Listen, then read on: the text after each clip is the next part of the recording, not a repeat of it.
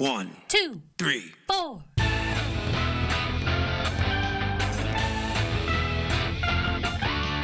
Monster movie. Fun time, go! Monster movie. Fun time, go. Monster. Movie. Fun time. Go! Monster movie. Fun time, go. With Precious D and Honeybee. Fun time, go! Hello, ladies and gentlemen, boys and girls, friends and neighbors. Welcome back to Monster Movie Fun Time Goes, second annual 31 Days of Horror. Day number 9.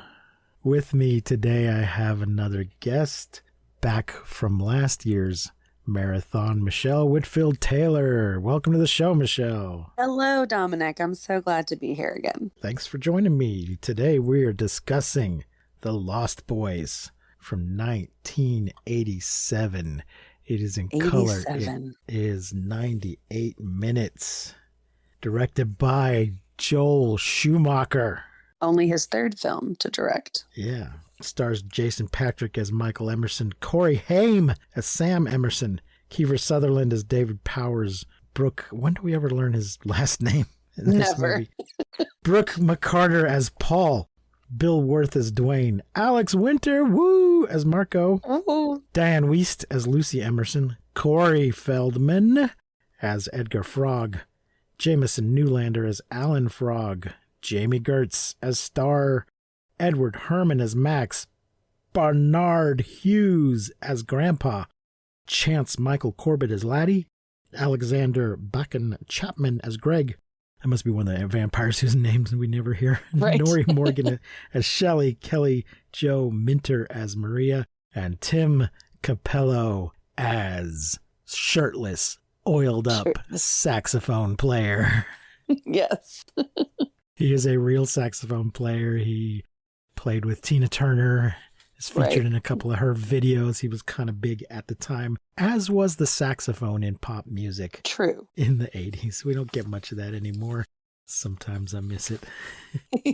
This is, to me, it's the culmination of sort of a trilogy of 80s vampire movies.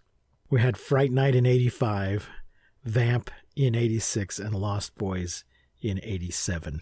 And I just love all three of those movies. And I didn't see the other two. Like I missed those. I guess because we got sexy vampires with the Lost Boys, and that's what I was concerned with.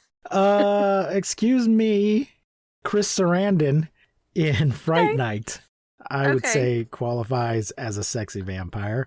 And Grace Jones in Vamp, a different kind of sexy vampire. Sure. But they were definitely trying to make her sexy vampire. That was the vibe that they were going for. She was seducing the hell out of that guy.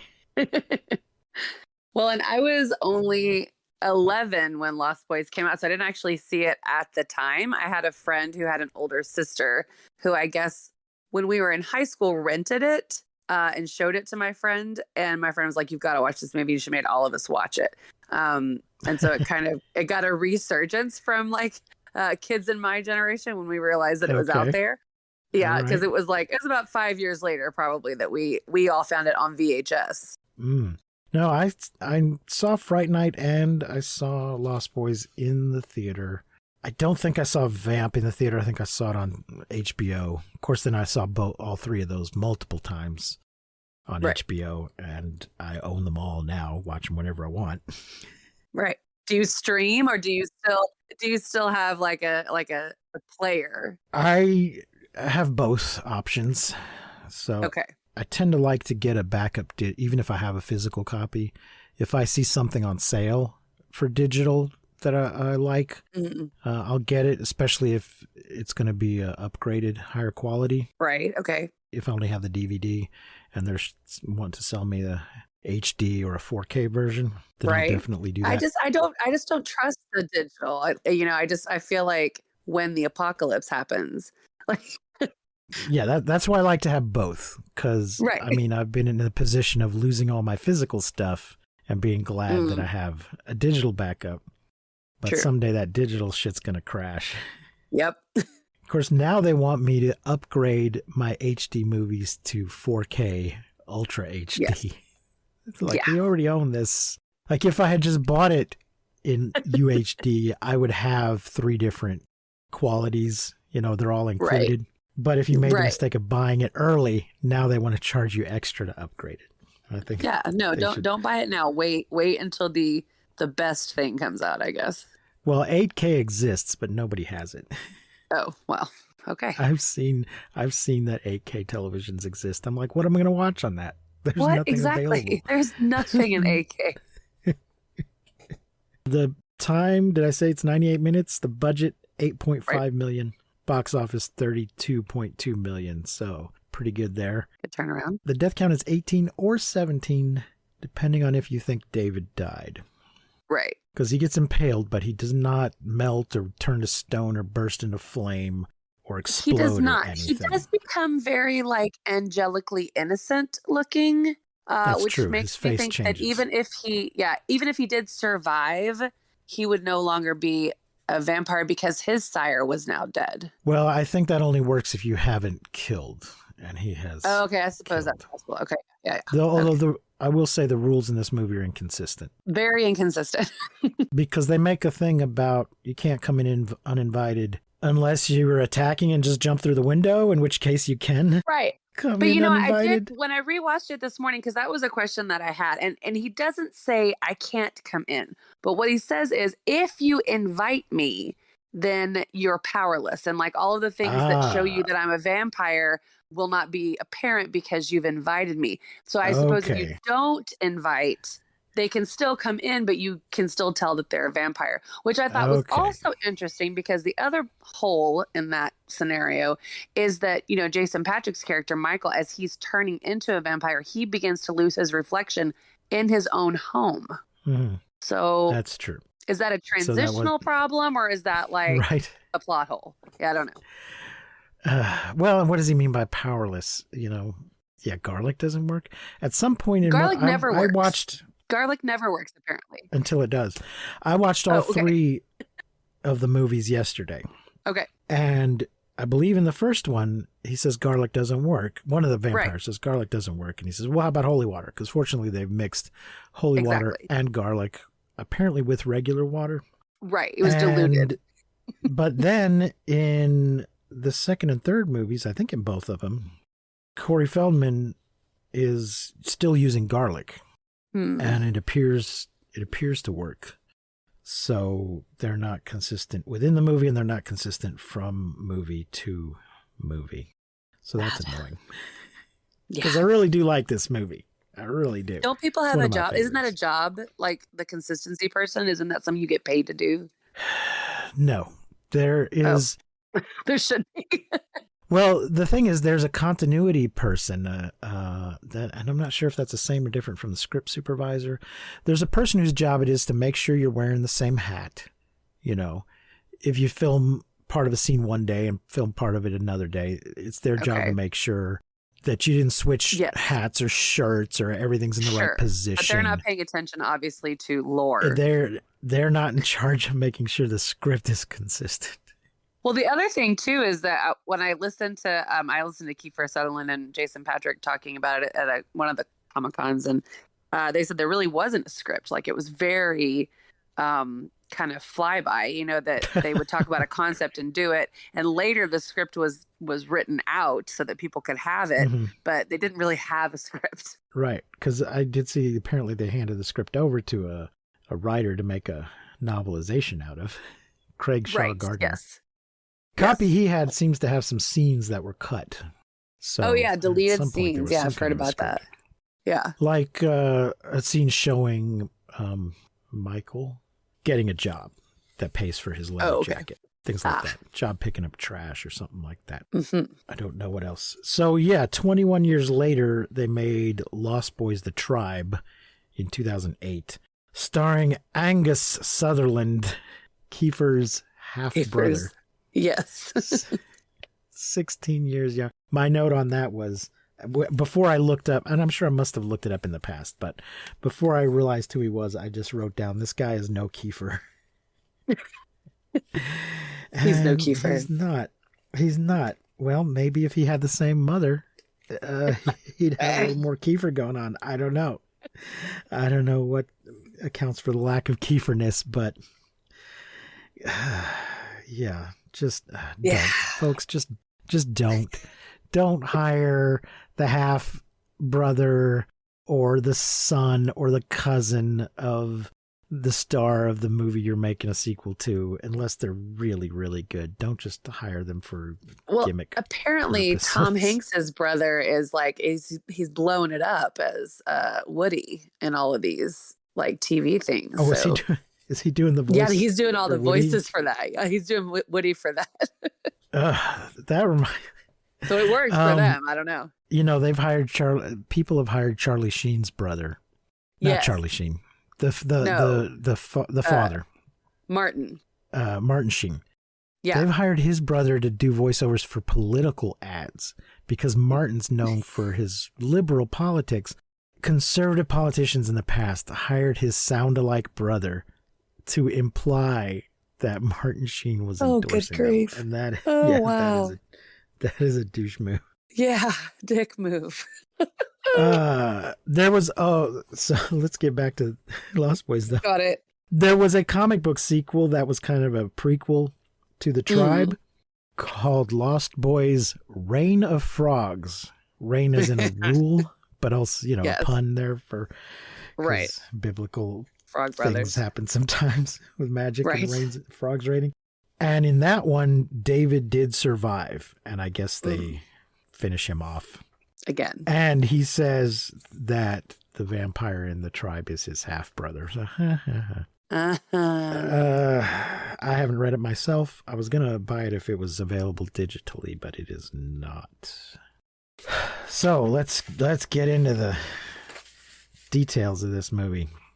Michael Emerson, and this is the summary from Wikipedia. Thank you, Wikipedia. I just made my annual donation. People support Wikipedia. Good job. Michael Emerson and his younger brother Sam move with their recently divorced mother Lucy to the fictional small beach town of Santa Clara, California, to live with her eccentric father, Michael and Sam's grandfather. Michael and Sam hang out at the boardwalk, which is plastered with flyers for missing people. Before this, though, the opening scene is a couple in a car, right? Getting attacked? No, that's after. The opening scene. Yeah. The opening scene is the carousel. Yes. And they just get kicked off then and the guard they kill gets the attacked. policeman or the security guy. They harass the Lost Boys, harass people on the carousel, hit on who some turn chick. out to be the couple that we see later. Yeah. Okay. And the security guard throws him out, and they get him in the parking lot. Right. This I wrote, one of my notes was that this movie is fairly bloodless through most of it. Yeah. It's a long, long time. I thought it was going to be totally bloodless until the bonfire. And then I was like, oh, okay. We actually do see somebody get bit. But the first couple of attacks, we don't see anyone get bit. And we don't see any blood. We just see them reacting and screaming. And being carried off. Yeah. Yeah. We get a little bit. These vampires can fly without they can fly. Turning into. And they don't turn into bats. They apparently make their own wind, I think is how this is the mechanics. They don't turn into bats, but they do sleep upside down as if they were bats. Yes. And we get our first little snippet of Cry Little Sister by Gerald McMahon, which he wrote for this movie without having seen any of the movie. And Schumacher he read said, the script. You wrote the perfect theme for my movie without seeing a frame of it. So it's great. It's this and People Are Strange are just two of the best uses of pairing a song with a movie. Yeah. I put it right up there with Red Right Hand in the Scream movies. Okay, yes. So Michael and Sam hanging out, lots of missing posters, missing children, which in the next two movies we continue to see that theme. Missing posters all over the place. Lucy gets a job at a video store owned by bachelor Max Lawrence, and he also runs the Lost Boys out of the store. Right. Michael becomes fascinated by Star, a beautiful young girl he spots on the boardwalk. though she seems to be with the mysterious David, the leader of a youth biker gang. Yeah, he spots her through the crowd at the sexy shirtless saxophone concert that's happening on the boardwalk. And does it just say, the banner behind the band just says live? And I'm like, is that the name of the band? Or are you just telling me there's live music? Because I can see that there's live music. Yeah, the other question I had was, is saxophone guy singing or is he lip syncing? I didn't think he was a singer. Did he also you mean sing? in real life? Yeah. He is listed. Well, he's probably lip syncing because just the way the movie's Well, sure. filmed. Yeah. I just didn't think he was a singer. I thought he was just a saxophone player. No, I believe he is listed as performing that song. Okay. All right. So he maybe just isn't very good at lip syncing to his own music. It's possible. Yes. If it was obvious, I didn't notice myself. It's all right. He is singing. Oh, the name of the song? Yeah, I can't remember. I remember when they talked about it in the trivia that was supposed to be the breakout song. They really thought that was going to be the one. He is singing "I Still Believe," which apparently is a cover of a song by The Call. Okay. There's also a cover of "Don't Let the Sun Go Down on Me" that I remember but don't remember. I remember it being I remember it being in the movie, but I don't remember it like from right now, from when I just watched it yesterday. I don't remember when it was used in the film. It's on the soundtrack. I don't recall, and I watched it this morning. So maybe it's just in the soundtrack and isn't actually in the movie. That's possible. Maybe it got cut. Maybe it's on the cutting room floor. I've seen that in the past. A song that got cut. I've also seen albums that are like music from and inspired by whatever the movie is. Like it's basically movie music we paid for and ended up not using. Right. So here it is, but we got to fill up the album. We already paid for it. Here it is. Here it is. Enjoy. Anyway, in the local comic book store, Sam meets brothers Edgar and Alan Frog. You see what they did there? A pair of self-proclaimed vampire hunters. Apparently their parents own this store, but just sleep in the corner. Sleep all day. All the time. Every time we see them. They're high all day. They're just dozing. Yeah. Well, I mean, we only ever see them sleeping. They must. True. We might assume they're high, but that is a weed nap. That's what that is. But yeah, it is. Or but they're vampires because they are sleeping and wearing sunglasses. That's true. Listen, conspiracy right there. You need to wake up at some point in order to get high, and we never see them awake at any point. Or maybe they're dead, and the Frog Brothers are covering for the fact that they're actually raising themselves. They don't want child services to come take them away. Right. So they've done a weekend at Bernie's. Yes. They hired Grandpa Joe to taxidermy their parents and put them in the corner. Well, we know the grandpa knows what's going on, so he might does, be into that kind of shenanigans. We get I feel this is a real douchey scene between Sam and Edgar and Alan, where they're just immediately antagonistic to him, and then he acts like an asshole as well. Right. With his like, oh, do you have Batman number 14? No, they don't have goddamn Batman number 14. No, nobody does. You show off. He claims... They say that's a rare book. There's only 5 in existence. Actually, there's only 4. This is not true. It's not true that the book is that rare. It is worth between $5,000 and $52,000 depending on condition, but there's more than. It's not. I mean, books over a certain age are just going to be worth something because they're old. Sure. But it's not. It's not the first appearance of anybody. Nothing significant happens in it, and it's not only 4 copies in existence. The other comic books we see in this movie, there is a woman reading a copy of Sad Sack that is apparently so funny, she would rather continue reading this comic book than make out with her boyfriend. Yeah. I've never in my life seen anybody laugh out loud while reading a copy of Sad Sack. And then there's a copy of Vampires Everywhere and Destroy All Vampires. Right. And of course, all the comics we see on the shelves. But Sam also does this thing about criticizing how they're displaying the comics. He's like, you can't have the Superman number 68s with the 200s because Red Kryptonite hasn't even been introduced yet, or blah, blah. And I'm like, dude, these are clearly not arranged chronologically. They're not in bins. Bags and boards don't appear to exist yet. They're just sitting on, The slanted Superman shelves. Yeah. And customers have come in and looked at them and rearranged them. Right. And you're just trying to show off how much you know, but they haven't made a conscious decision to display the books. Yeah, I'm at the very bottom of my list here that just says comic porn. Let Dominic talk as long as he wants to about it. Ah, yes. Well, the Batman 14 shows up in the last movie in The Thirst. We see that Edgar has it, presumably got it from Sam. He's selling a bunch of comic books, but he won't sell that one. And then he lays it on Sam's grave and just leaves it there. Like, dude, Jesus. the book is worth at least $5,000. Don't do that. At this point, he has discovered Bags and Boards.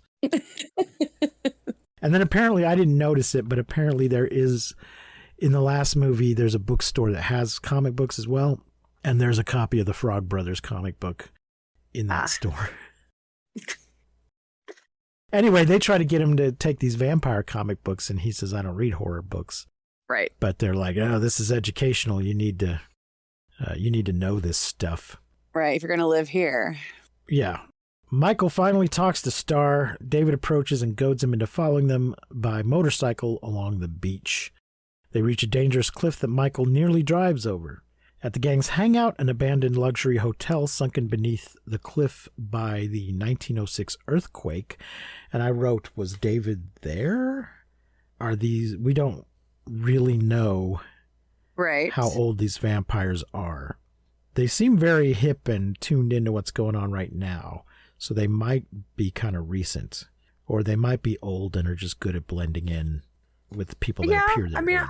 I think there's a good argument to be made that he's been around for a while. I think when you look at Max, he is so 80s.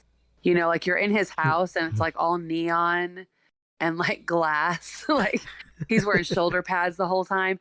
I feel like he seems dated just because he's an older guy, with these sort of 80s affectations, but he is definitely trying to blend in, to the scene. So I think it's possible that they're much older than they appear. Right. He does. He kind of seems like he talks about it kind of like he knows firsthand. Yeah. David initiates Michael, but we do know that Star and Laddie have recently been partially turned. Half vampire. One of the rules here is you're only a half vampire until you personally kill and feed on somebody your first time. Right. And if you can, if someone can manage to kill the vampire that turned you, then you'll turn back. Or the head vampire. Head vampire, yeah. So, and it's not clear, did David turn Star and Laddie or did Max turn them? Right. That's never stated explicitly. David initiates Michael into the group. Star warns Michael not to drink from an offered bottle, warning it is blood, but he ignores her advice. So another rule is they don't necessarily need to bite you, but if you drink their blood. I've seen some versions where not everybody a vampire bites turns into a vampire, but they have to bite you. There has to be an exchange. They have to drink your blood and then you drink their blood. In this one, you apparently just have to drink their blood. That is kept in a bottle and has not coagulated. Yes, because it's vampire blood, obvs. Yeah. Yeah. Later on, David and the others, including Michael, head to a railroad bridge where they hang off the bottom of the trestles over a foggy gorge. One by one they fall, Michael falling after them. And then he just falls into his bed. I had a note about that. Like, is that a plot hole? Why does he not remember? But then it also seems from the conversation that he has with his mom, like later that day or on the phone even, that it's been days. He's been doing this for days. So I feel like it was almost like a montage-ish change of time. You know what I mean? Yeah. Michael wakes up at home the next day unaware of how he got there. His eyes are sensitive to sunlight and he develops a sudden thirst for blood, which leads him to impulsively attack Sam. Yes. Sam in his bubble bath. In his bubble bath. Yeah. singing along with the radio. Yeah. Sam's dog, Nanook, retaliates. Sam realizes that Michael's turning into a vampire, verified by his brother's semi-transparent reflection. Wait till Mom finds out. Yeah. Don't tell Mom. Sam is initially terrified, but Michael convinces him he is not yet a vampire and desperately needs his help. Michael begins developing supernatural powers and asks Star for help. They have sex shortly after. Of course. They're half vampires, I guess. I don't know. I personally have an issue with the vampires having sex thing Okay. that a lot of people seem to want them to always be doing. Well, the thing is, vampires, like in Dracula, all the sex is subconscious and implied, but not actual. And vampires, they don't reproduce sexually, they reproduce infectiously by biting you. And to me, the vampire should be all about that, and it should all be, symbolic and suggestive. And it just lacks subtlety to me when the vampires are actually banging.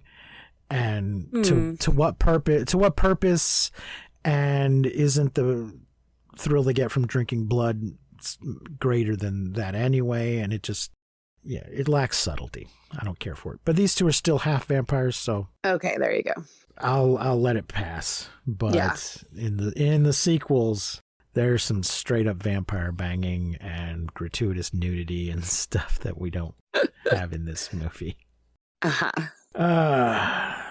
Sam deduces that as Michael has not killed anyone, he is a half vampire and his condition is reversible upon the head vampire's death.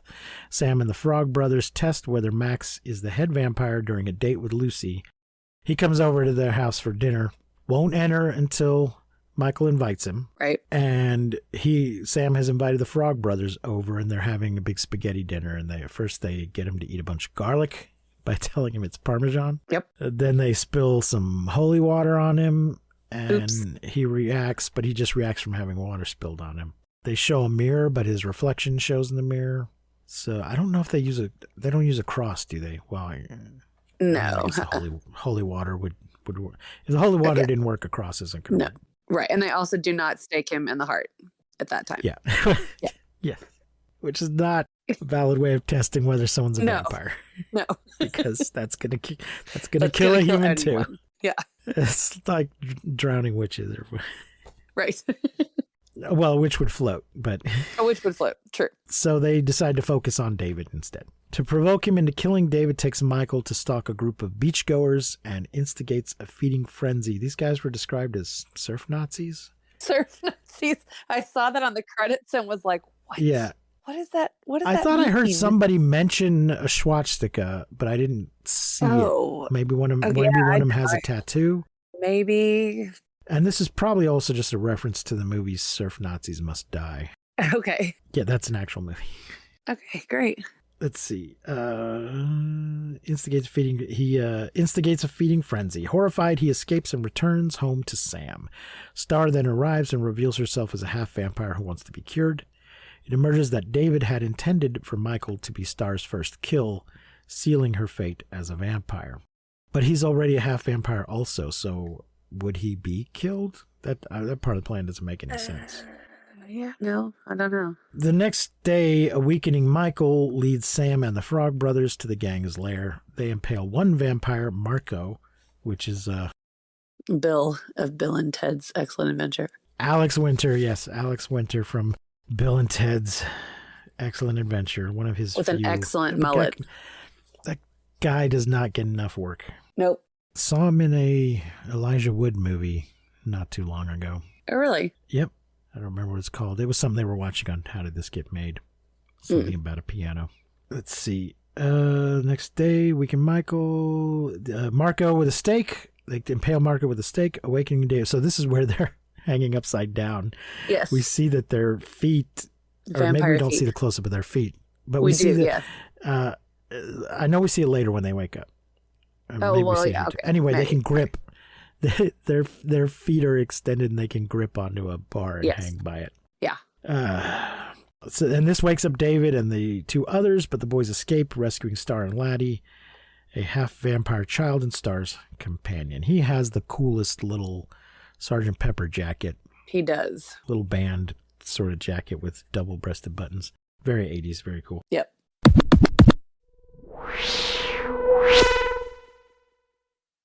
That evening, while Lucy is out with Max and Grandpa, is on a date with a widow, the widow Johnson. He's not on a date. They tell Grandpa that she called, but she did not call, Right. which I think is important later.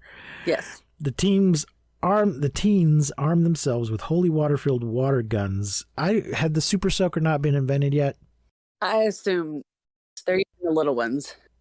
The hard plastic. They're using very old-fashioned crappy water guns. And let me tell you, folks, when the Super Soaker was invented, that was a game changer in both water gun fights and fighting vampires with holy water. If you had a freaking Super Soaker, there are Super Soakers that have a tank you strap to your back.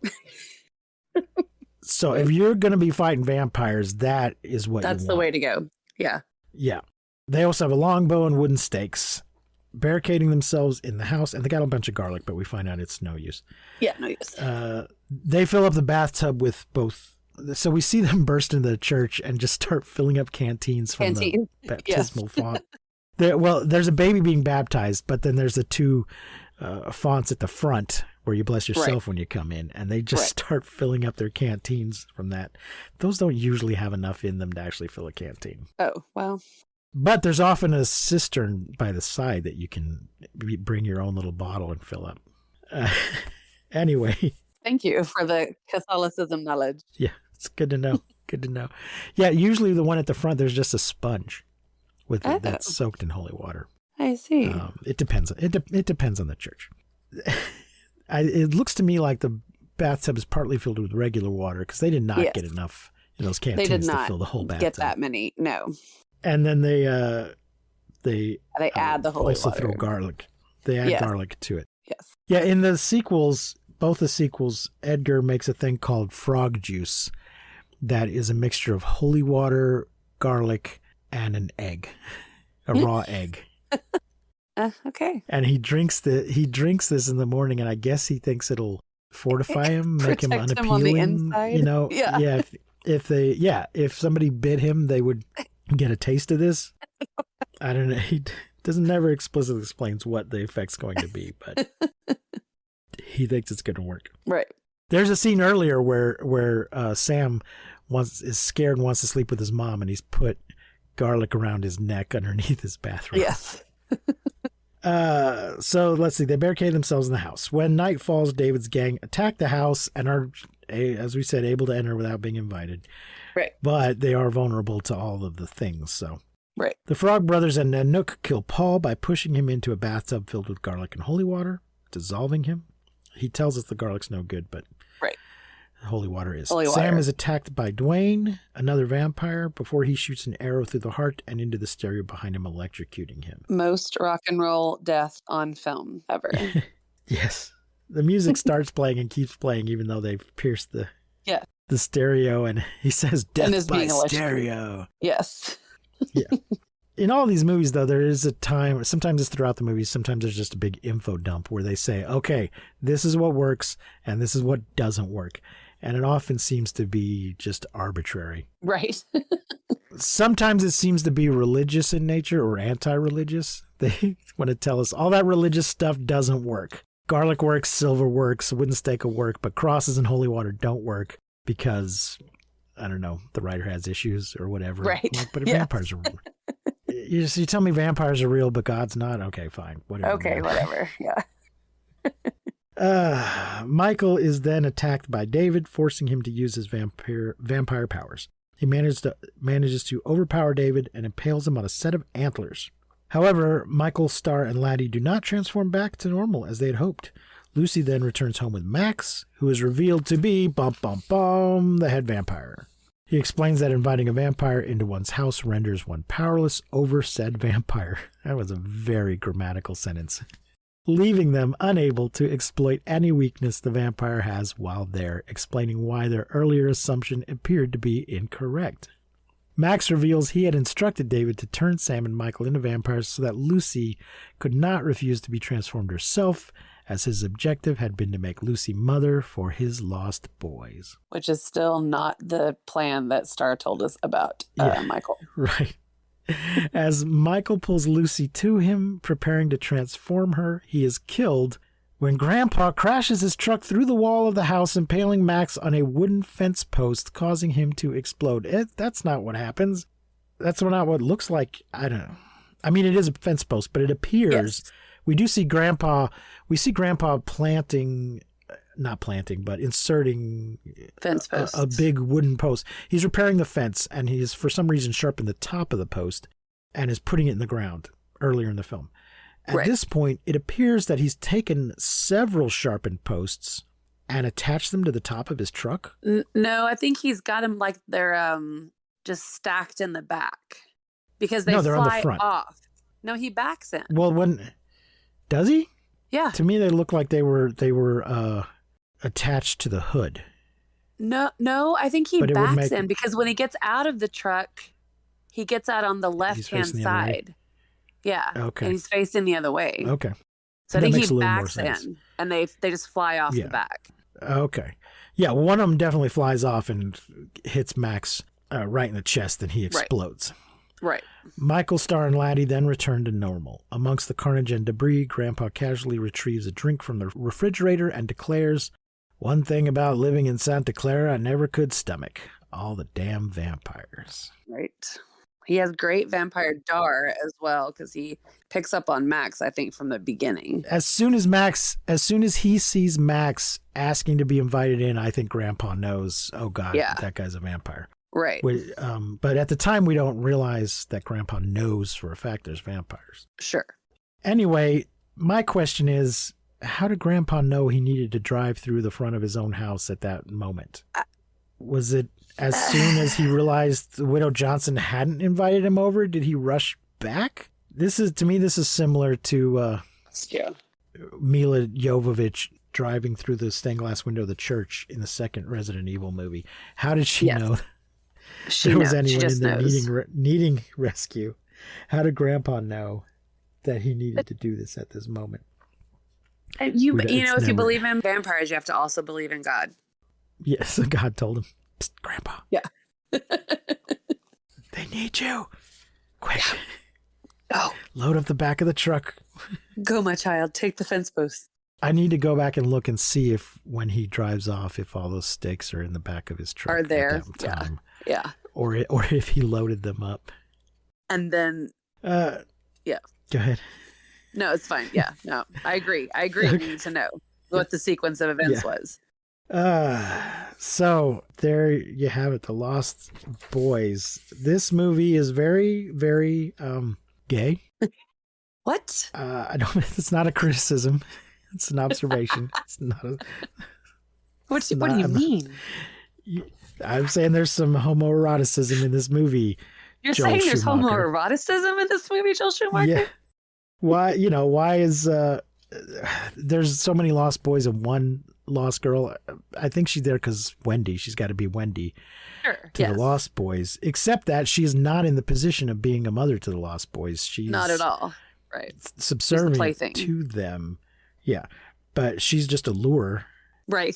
to lure Michael in, who doesn't realize he's gay yet. Well, and who maybe isn't, but David wants to seduce Definitely him. It wants does to seem to fuck be him. very Yeah. much about David seducing Michael. Right. I was like, well, I'm pretty sure that this is what's going on, but let me just see what the internet has to say about it.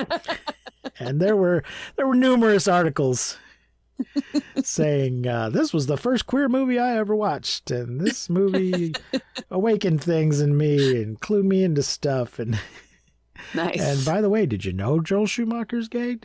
Has anyone mentioned that? Well, I mean, he started his career as a costume designer. So, yeah. There you go. Again, not that there's anything wrong with that. It's just a thing to make note of. Super gay. Yeah. Yeah. And I'm looking up Jason Patrick here because I'm like, I know that guy, but what the heck's he in? He was in Solar Babies just before this. He was. Yep, that was his first movie. His Solar first movie. Babies, 1986. He plays Jason, 1986, Solar Babies. That is a fun, ridiculous movie. He was- What is he most known for? He's been is- praised a lot for My Sister's Keeper, which is Cameron Diaz film from 2008, I believe. Okay. He's on Entourage. Yes. Oh, he was in Wayward Pines. Okay. He's in Oh, something that's right, not yeah. out yet. But wasn't he not on? Was there not some particular thing he was? He was in Speed 2, but not the star of it. No. He wasn't on one of those soap opera shows, 90210 or anything like that. I might be confusing him with someone No, else. you're thinking of Jason Priestley. Yeah, that's probably Yeah. it. Yeah, different he's- Jason. Done a lot of stuff, but this would probably be his first big film because Solar Yeah, Babies big was break. kind of a little sleeper, and certainly been in plenty of things throughout the years and still working now. So good for him. Yep. And of course, we all know Kiefer Sutherland. Yep. And I've always liked Edward Herrmann. He's my FDR. Oh, nice. Okay. He's played FDR more than once, including like a one-man stage show. Well, I knew. Yeah. Okay. I didn't realize he had a stage Doesn't he, show. Didn't he play him in Annie? Annie. Yeah.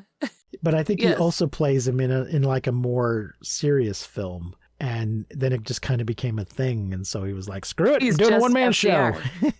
Nice. Yeah, where Edward Herrmann is FDR.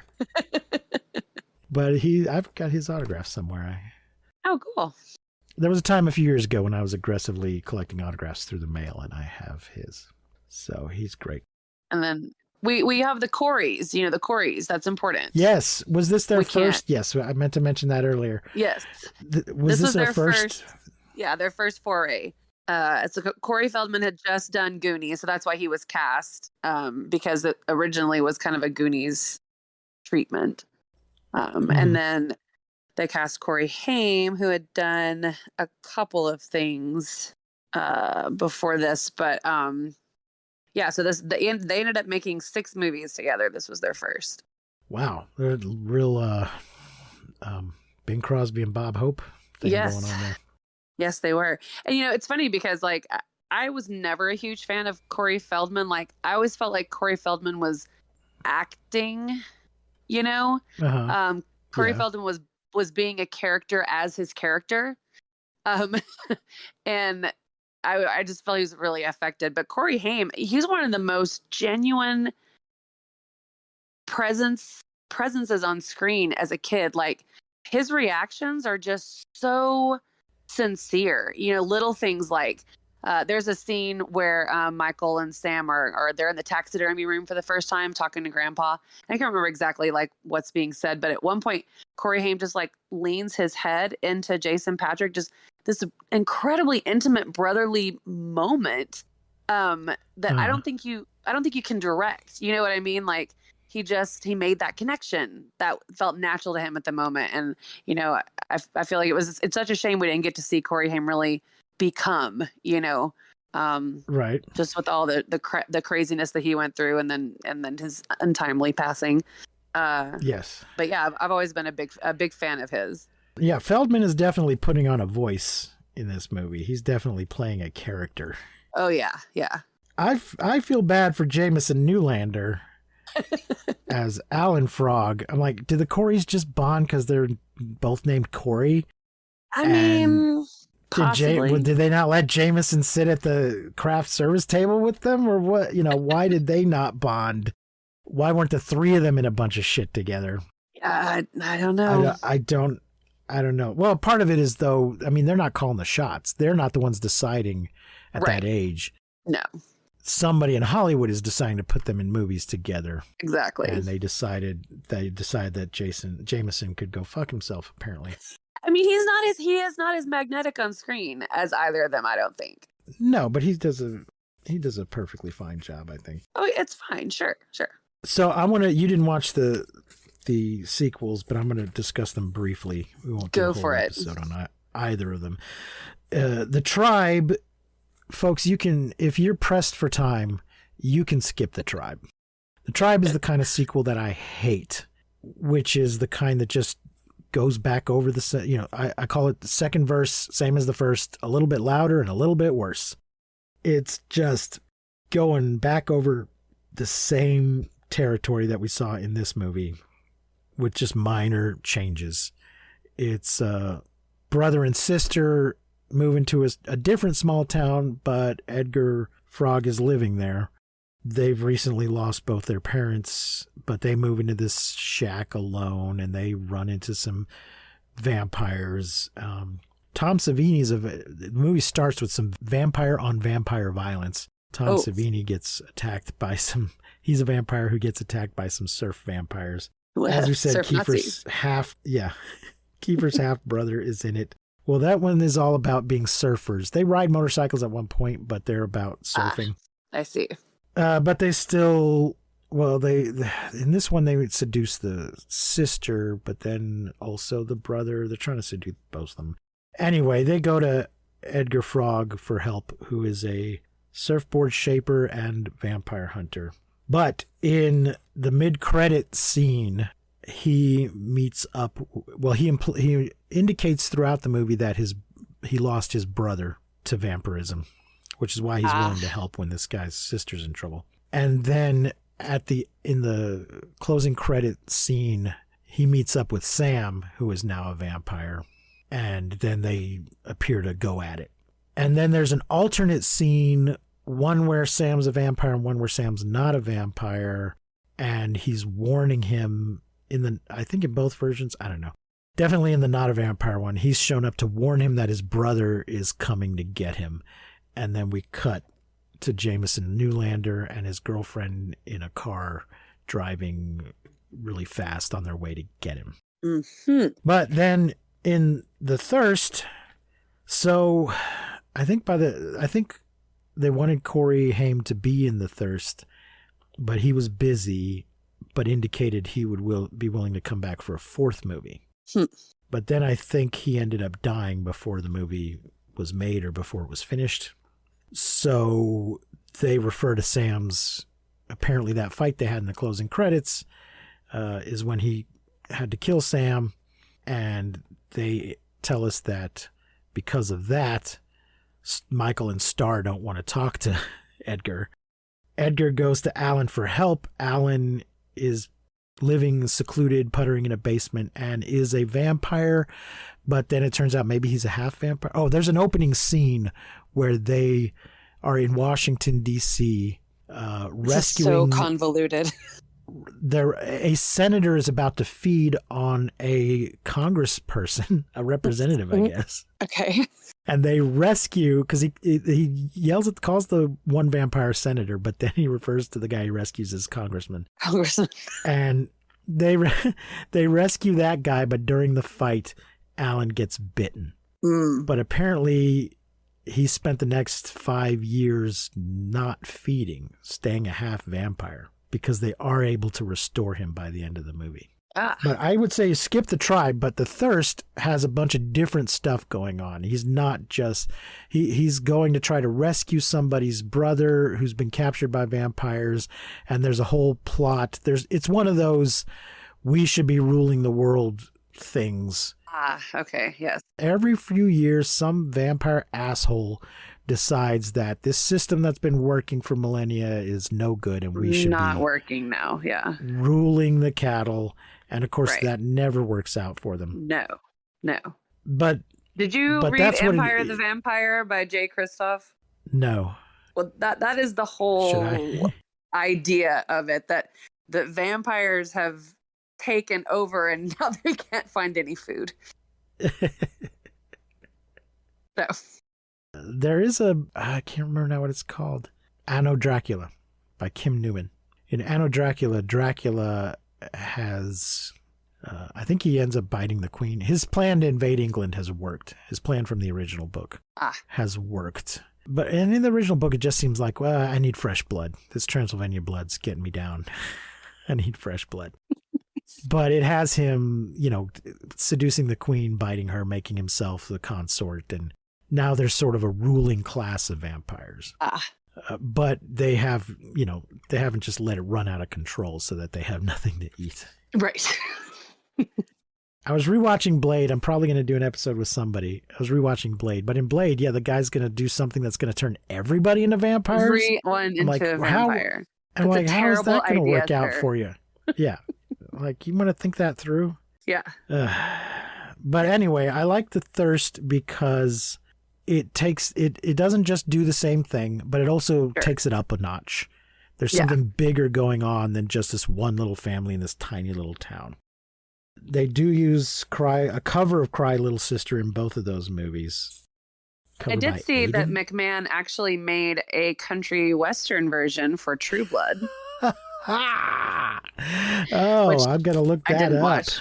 But yes, you should definitely look it up. It's probably on YouTube. I will look it up. Yep. Oh, man. Let me make a note of that. Make a note. Country.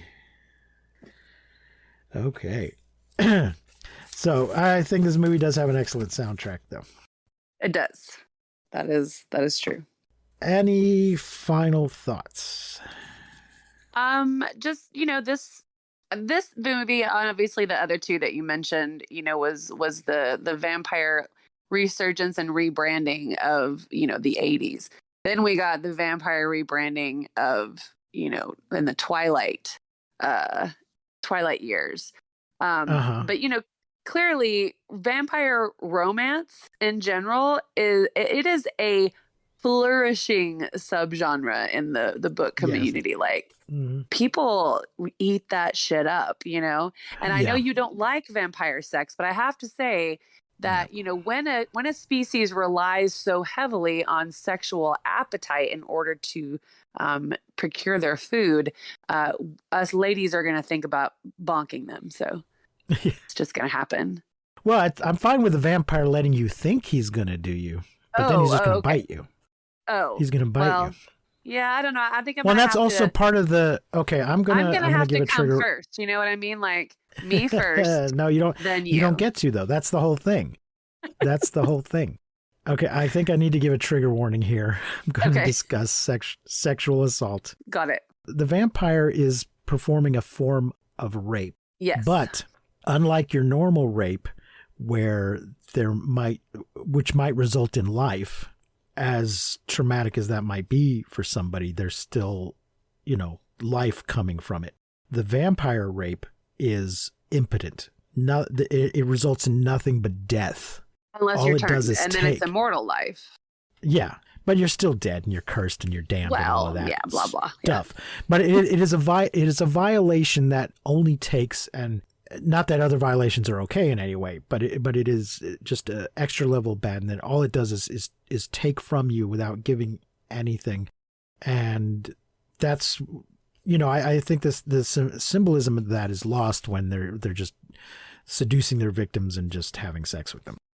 Okay, so, I can see that. Yeah. That's my thought. All right. But there's also, though, the Anne Rice wave between those two waves. Right, that's true.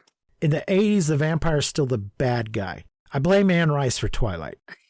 She made us. Anne Rice she made them sympathetic. Yes, she does a sympathy for the devil version of the vampire. We're like, they're just misunderstood. Oh, poor babies. They're grieving. Look at them. Yeah, yeah. And then that just, which the thing is, though, in her first book, she makes most of vampires out to be assholes. And then she comes along with Lestat and tells us, oh, no, Louis just had the wrong perspective on everything. Yeah. If you just see it all from Lestat's point of view, it's fine. Don't worry about it. Those two women he killed, they deserved it. Whatever. Yeah, toots. So, and then Twilight takes it a step further, and they're just shiny and they're good inside. Ugh. And that's another case of the symbolism being lost. The vampire, it's not that the sun, it's nothing to do with ultraviolet rays or any of that. It's all symbolic. The sun represents God and life and goodness, and they can't bear to look at it. Sure. And in the Twilight, it's just like, oh no, if we step out in the sun, you'll just see how wonderful we are because we'll sparkle. So we have to hide our light under a bushel, and we can't step out into the sun. And fuck you. Yeah. Screw that noise. No, I'm gonna eat it up. I'm gonna eat it up every time. Kill them all. Her name is Buffy the Vampire Slayer, not Buffy the Vampire Layer.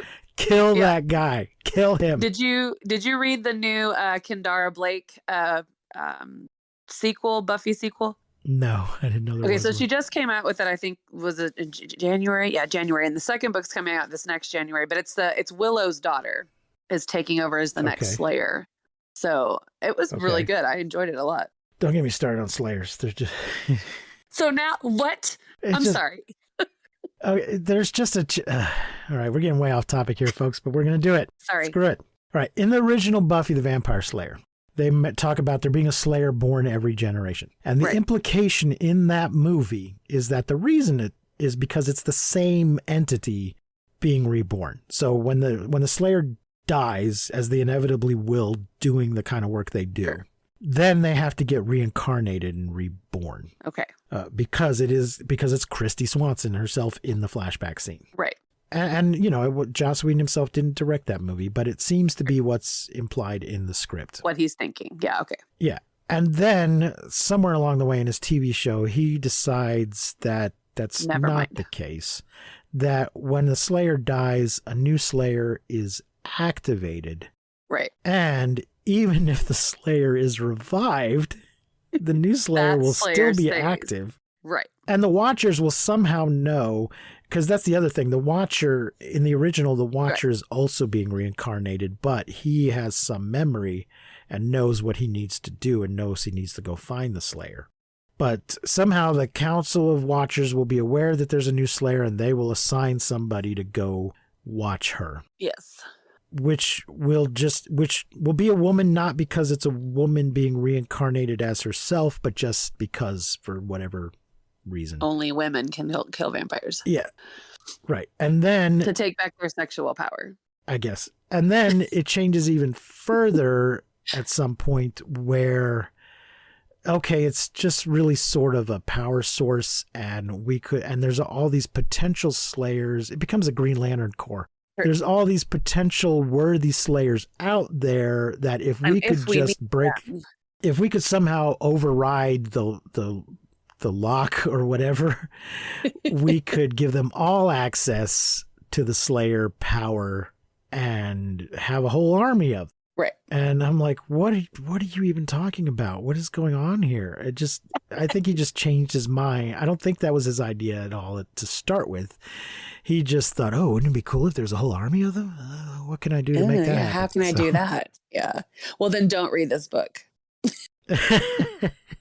If you have issues with those turns, do not read that book. I mean, you know, people are so sad that Firefly got canceled.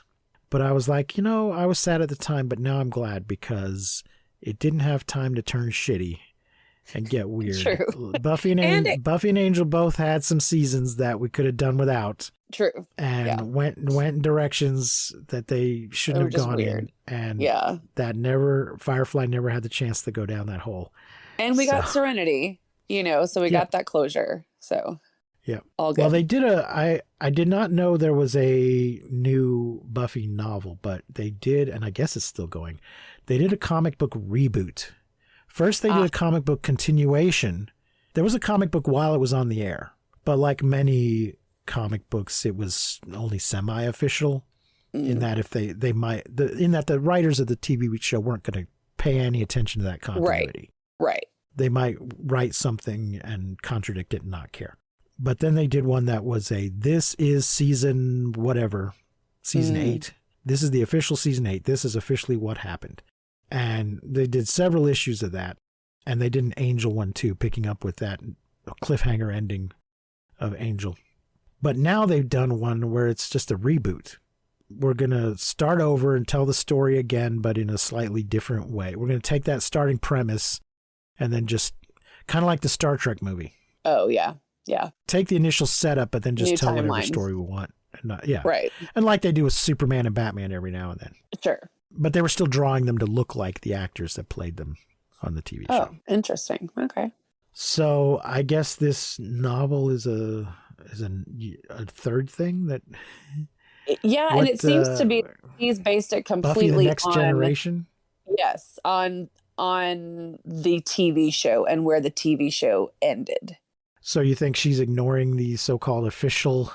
I think she's comic maybe book ignoring seasons? the official. Or did she comic just book jump ahead? She may have just jumped ahead. I don't know. When we meet the characters, Buffy is actually going to a conference of the Slayers. They're all getting together, which seems like a terrible idea. And it turns out that it is. But yeah, so all the Slayers are activated, and so they're having a conference, and we hear about it from Willow's daughter's perspective. Okay. Well, if Willow has a daughter, she's definitely jumping ahead. Okay. What's going on with that? Did she just get a donor? Did she go back to liking men, or what? I think she got a donor. I think she and the girlfriend who then dies. No, the new girlfriend. Was it? Okay. New girlfriend. I don't know. Yes. She got a new, I don't know. I didn't care for how they handled that. Yeah, I don't know. But I think they didn't. I don't know. They seem to think that sexuality is binary rather than fluid, and it was just like they flipped a switch. And then she was, and she's then she's just like, I'm just gay now. Those guys I used to be attracted to, don't care about them anymore. Well, but we don't. I mean, as a culture, we didn't have really an understanding of fluidity at that time either. Yeah, I guess. So I think there was just this. Yeah, I thought it lacked nuance. It definitely lacked nuance, but as a culture, we lacked nuance of our understanding of it too. Yeah. So it is what it is. It was nice that they included some queerness in the storyline at all. They did not have to do that. Sure. So. Yeah, but I was just don't forgive it. Don't try to tell me that she doesn't still like Xander. Yeah. Or that she never really did or anything. Right. Just because she also likes. We see Xander as an adult. We see Willow as an adult. We see Spike. Spike is still part of the story. Does he still have an eye patch? Does Xander still have an eye patch? Yes, he does still have an eye patch. Yep. Yeah. So that's because that, ladies and gentlemen, is the way to get the chicks. Yeah. Is with an eye patch. I'll tell the chicks that. All the girls in that Slayer army wanted to get with Xander once he had an eye patch. Once he had the eye patch. Yeah. All right. He started wearing black too, because you got to color coordinate with your eye patch. Absolutely. It's easier to just have one black eye patch. Just one black eye patch, and everything else matches that. Yep. All right. I think we've gotten way off the rails here. It's all right. When you talk vampires, you got to talk about all the vampires. You can't you can't stop. Yeah. Yeah. So can't stop, won't stop. All right. But I think we're gonna wrap it up here, folks. Michelle, thank you for joining me. Absolutely. Always a pleasure. We'll be back tomorrow with another in our 31 Days of Horror, slouching inexorably towards Halloween ends. Until then, I've been your host, Precious D. Remember to keep calm and seek shelter in basements. Whatever you do, do not misuse science. We will not see you, but you will hear us next time on Monster Movie Funtime Go. You've been listening to Monster Movie Funtime Go. If you enjoyed the show, please rate and review us on your podcasting platform of choice. Our theme song is by the Texicano Folk Rock Punk featuring Lita Lopez. You can support the show, find links to our social media, and even leave us a voice message at anchor.fm/MMFTG. Cry, little sister. Come to your brother. Unchain me, sister.